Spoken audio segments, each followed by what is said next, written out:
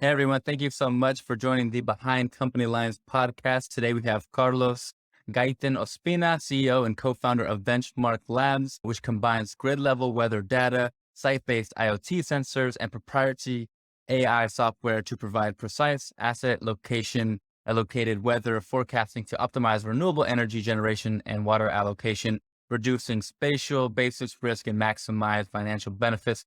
That's a mouthful, but Carlos, thank you so much for joining the show. I'm always excited, like I mentioned before the show, to talk to individuals who are working in the sustainability slash data space within how we can better utilize our resources, because there's always some interesting topics we dive into that are really, really fundamentally important for everyone in their everyday life. So really excited to chat with you. But before we get into all that good stuff, what were you doing before you started Benchmark Labs? Thank you, Julian, for the invitation. Big fan of Behind the Company Lines. I think that it's a fantastic, actually, name for the podcast. Thank you. So, yeah, that's awesome. And yeah, to go to your question, yeah, I did many different things before Benchmark Labs. I worked at universities, had worked at the government, in national labs, learning about how weather models were created, contacting users. Then move to the private sector, working hardware companies, consulting companies. And then it became clear that we had to create Benchmark Labs to solve a need that so many users were demanding a solution for. Yeah. And what was that need in particular that you were inspired to solve? Thank you. Yeah. So many users were asking us, hey, Carlos, what can you do to help us to get better weather forecasts for our particular location? It could be a farm, it could be a ski resort, it could be a really small area, while traditional alternatives for weather forecasting, they focus on providing the best available forecast for a region, let's say over North America or in California.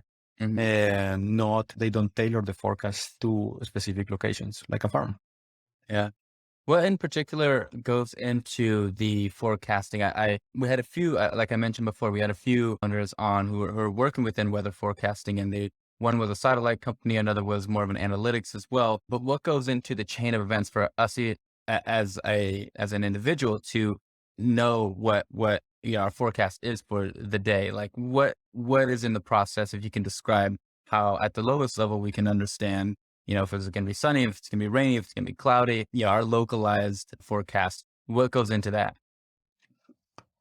Yeah, thank you. Super insightful question, because in many ways, weather affects all of us. And it's always a combination of multiple features of what is happening at your location versus what is happening also, it could be on the Pacific.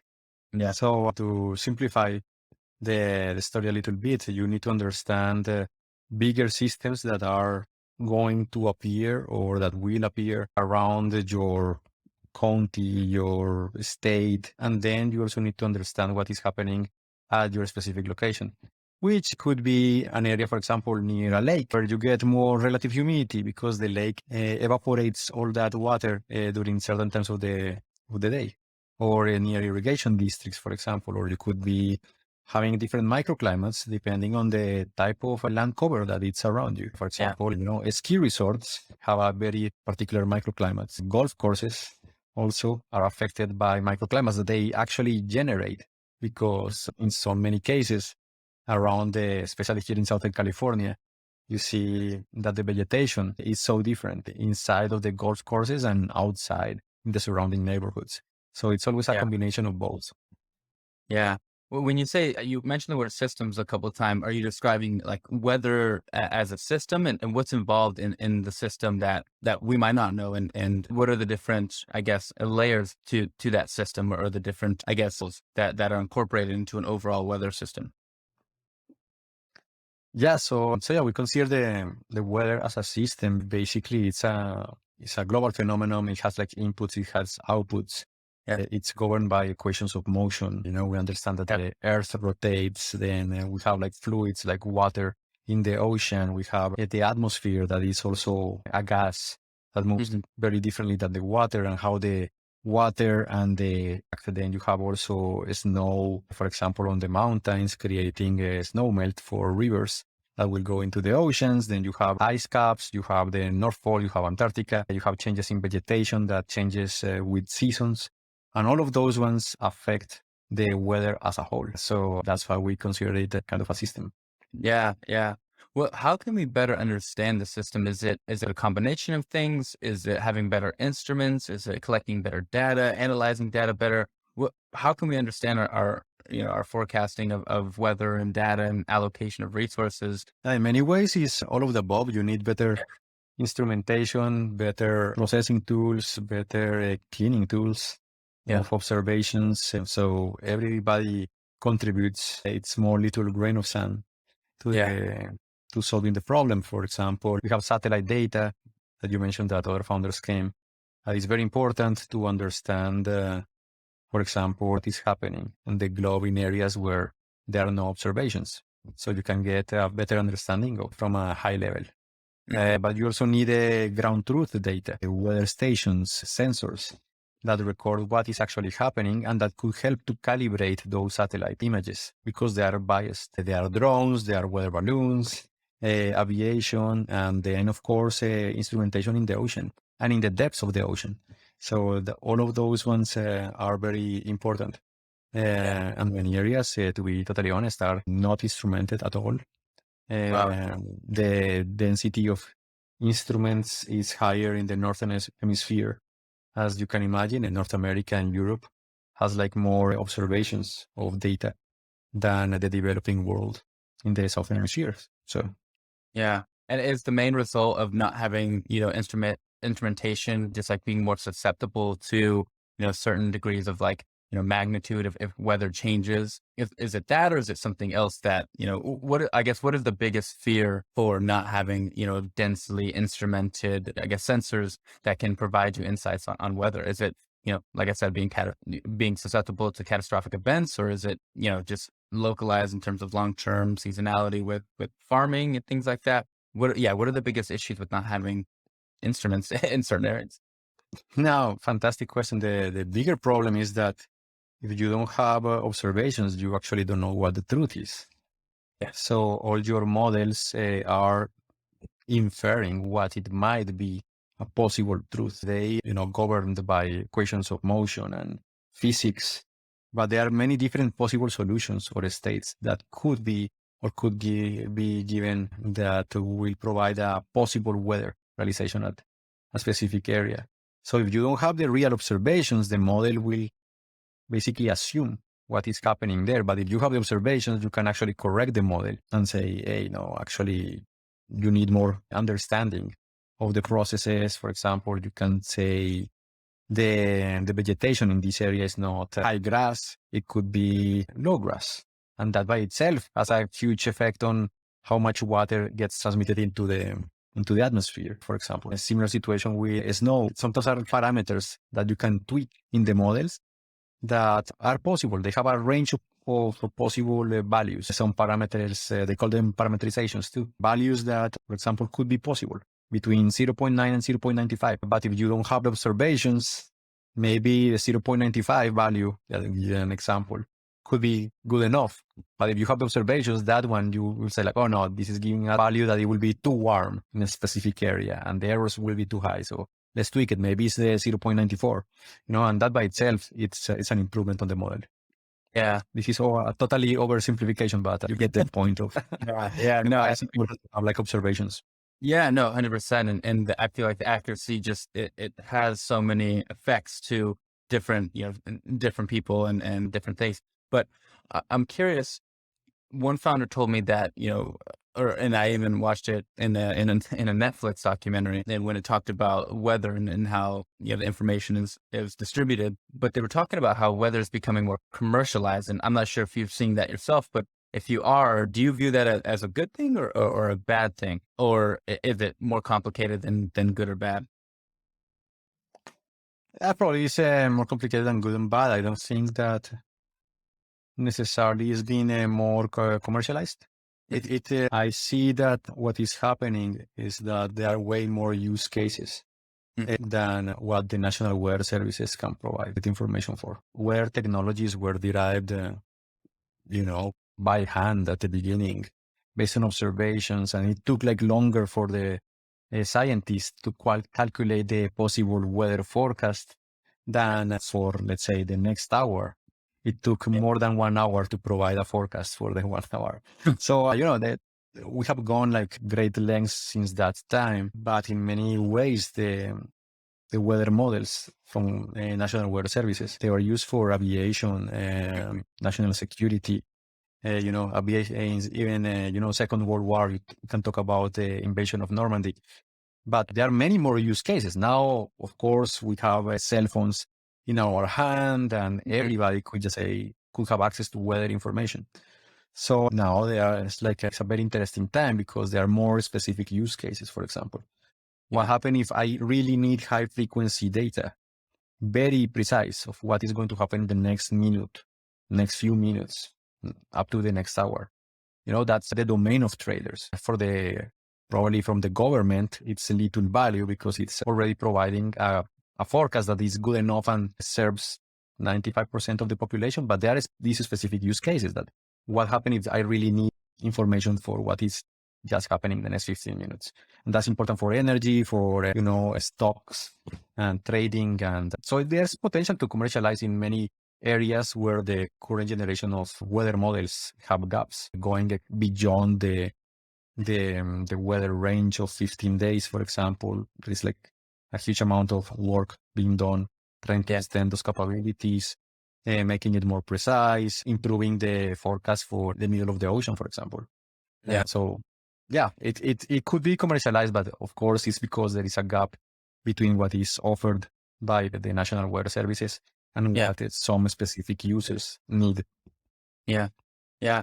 Well, in regards to the distribution of information, how much do governments in general control the distribution of that information, or do they control the access of it? Where is the involvement there? And what is your involvement with, you said you worked with government before and then you worked with the private sector as well. How involved are governments in the distribution of the information, the allocation, the access? And is it a positive experience overall? I could argue that probably most of the governments in the world are heavily involved in weather forecasting. Here in the United States, weather forecasting goes under the umbrella of the Department of Commerce, but it depends, and each country is different.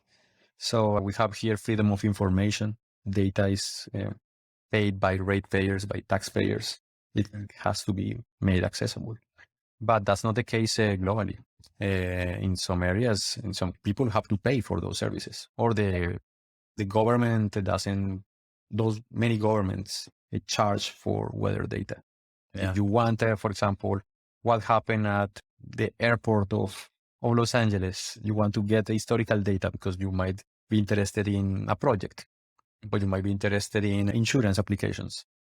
Some governments might charge for that level of data. Yes. Here in the United States, you can get it for free. So it depends. And you can see that opens the door for many private companies to go and fulfill those needs. And that's why, for example, IBM went in, AccuWeather, Weather Underground, and there are way and more service providers globally. Yeah. Well, you mentioned, just having different access and involvement in different countries within, weather. And what can we do? We were talking about, you're originally from Colombia, like you mentioned. And then, I mentioned to you, my family is originally from Mexico. How can we provide better kind of, whether it's data or weather forecasting in countries that are either, I wouldn't say, countries like Colombia and Mexico, they're developed, they're not like countries, in some countries in Africa, but there are some countries within South America that are underdeveloped as well. But how can we offer better weather forecasting in areas that either don't have the instrumentation or don't have the resources to invest in that, or maybe don't have the prioritization to invest in, weather collecting and distribution of that information? How can we provide better resources to those countries? Yeah, it's a fantastic question. There are many mechanisms, even by governments, United Nations, World Bank. There are grants, there are transfer mechanisms of technology. Yeah. So that's one way that the technologies get to be implemented in the developing world, let's say, because also we have to take into consideration, as you mentioned, instrumentation. like the cost of an instrument here in the United States, if you earn in dollars is X, but if you have to take into consideration exchange rate of Mexico or Colombia or the valuation, we even know what is happening with the supply chain and the economies globally, where even the British pound is losing its purchase power versus the American dollar. So, goods and services charging US dollars are in many ways less competitive now because of that difference in purchase power. So that's where different organizations and mechanisms come to could be subsidize the hardware costs to do technology transfer, also from government to government. Those kind of mechanisms exist with the World Meteorological Organization, where this from the developing world come to leading economies or government labs that have been doing like cutting edge weather forecasting for decades. And then they get to experience and to transfer what they learned and bring it back to their countries. So there are many ways that, of course, this can happen, but from the private sector perspective, we could, or what we do, we try to offer solutions that could help them to be more competitive in the face of extreme events, in the face of managing labor, saving water, energy, resources. So in many ways, some of the crops are commoditized and they are even grown in local currency, but they are paid in dollars, which it's not good for the locals that buy the product. But if the product is for export, then they get more money back when they translate it into their local currencies. So the cost of services like the ones that we provide, for example, could be transferred to the end user or the end customer that will be North America or Europe. Yeah. And in regards to, Benchmark Labs, tell us a little bit about the traction. You're a tech startup back company, which is so exciting. And you come with a big name behind you, and you're pushing this initiative to not only better the precision of weather data, but also to provide it, to maybe individuals or companies or institutions that had limited or maybe no access. What are some exciting feats that you've recently reached? Who are some exciting partners you started working with? And what are some, some outcomes that you're particularly excited about as you continue to build on the recent success? Yeah, thank you. Yeah, we're very excited about adoption of our technology. Since the time of Techstars, we now survey users in South America, Europe, and North America. We show that the technology can be transferred to the developing world and that it's a global solution, which is pretty exciting. We had great testimonials. We have been recently in the news, even in ABC7 in LA, where you are recording from. So we have fantastic testimonials about water use, how we can help them to save water. And not only that, but how their yields for their products were actually increased by having these high precise information to manage their crops. So pretty exciting.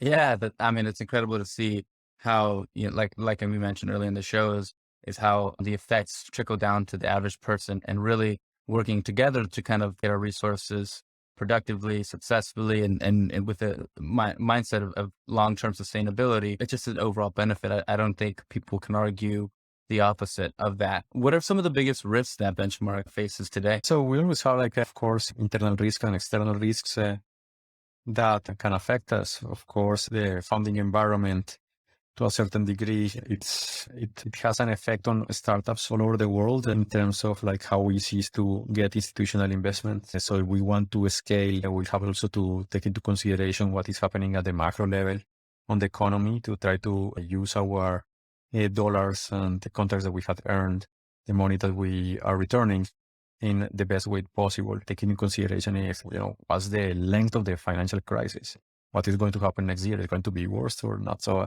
there are lots of macro forces there that can affect us, of course, in terms of a runway that could affect how fast we scale, how many hires will be happening in the next year to try to conserve our resources.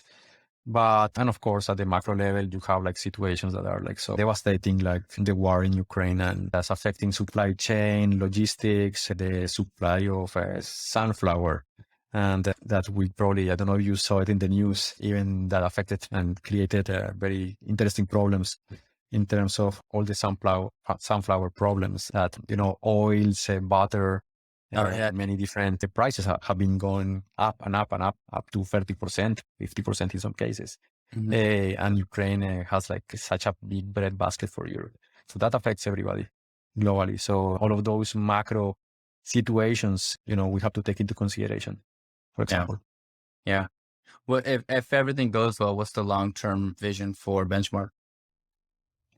Well, we will be the go-to weather forecasting for specialty crops and high-value land managers. So we're very focused on providing extra value for agricultural users in traditionally underserved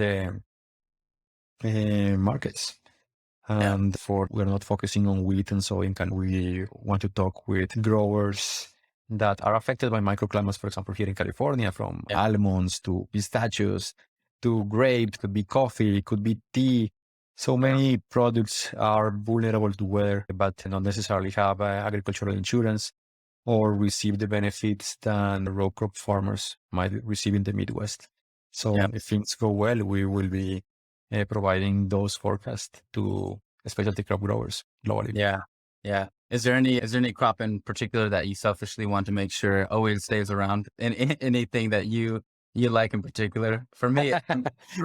it's like the pistachio one. For me is I'd like that one to stick around.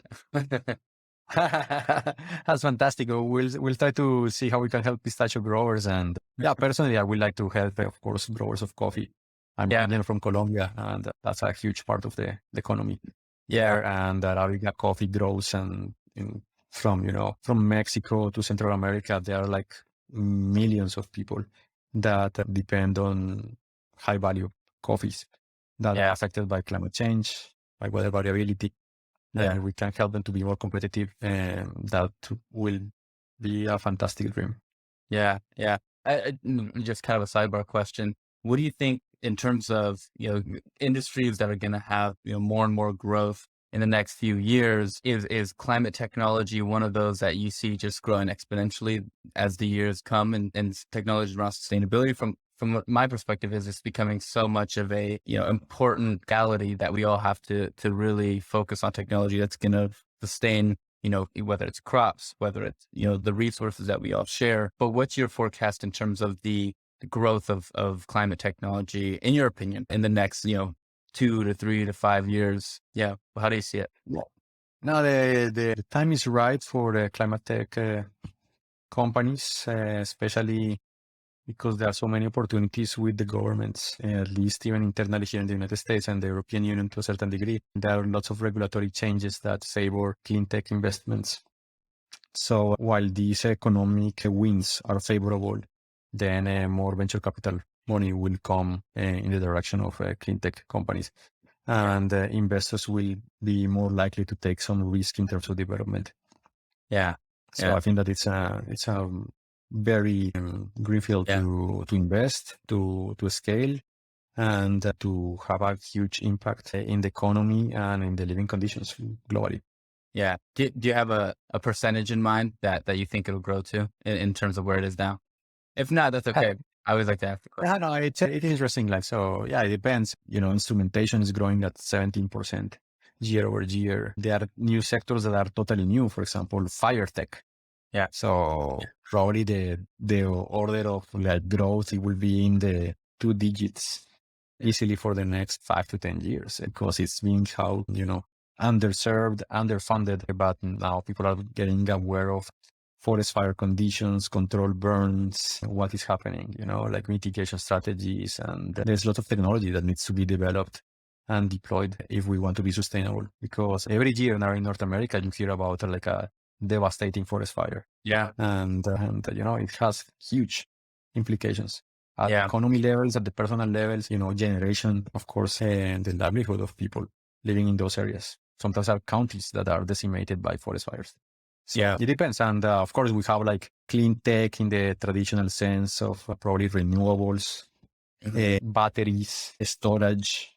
That is very interesting. Alternative ways of energy. So of course, you have like solar, wind, but also there's potential for wave energy coming from the ocean. Different sources. So it's going to be interesting. Yeah. No, it's exciting to see the different creative like solutions that are coming out in so many different sectors that's really pushing this whole path forward to create a sustainable world and create or have resources that won't have an expiration date. And you're so right. I mean, in California, if you go from one county to another, you might still be in a fire, and it doesn't just affect obviously it devastates the local community, but I think companies, especially energy companies, are becoming affected by it and are now seeing that it does affect them and influence, their business as much. So it's going to be interesting to see where the space goes in the next few years. But before I let you go, I always like to ask my founders this question, not only for selfish research, but also for my audience. What books or people have influenced you the most? Works of people have influenced me the most. That's very interesting. I think that it comes for different periods of my life. I had like the fortune to be around that people that say they are good influence or like, oh, that will be interesting. So, for example, when I was in Colombia, I had the fortune to work with a very forward-looking research group that didn't only consider traditional engineering the practices, but was also taking into consideration the environment. So what's the cost of a tree, for example, or what's the cost of how you monetize or like quantify the ability for your family to go to the lake and fish.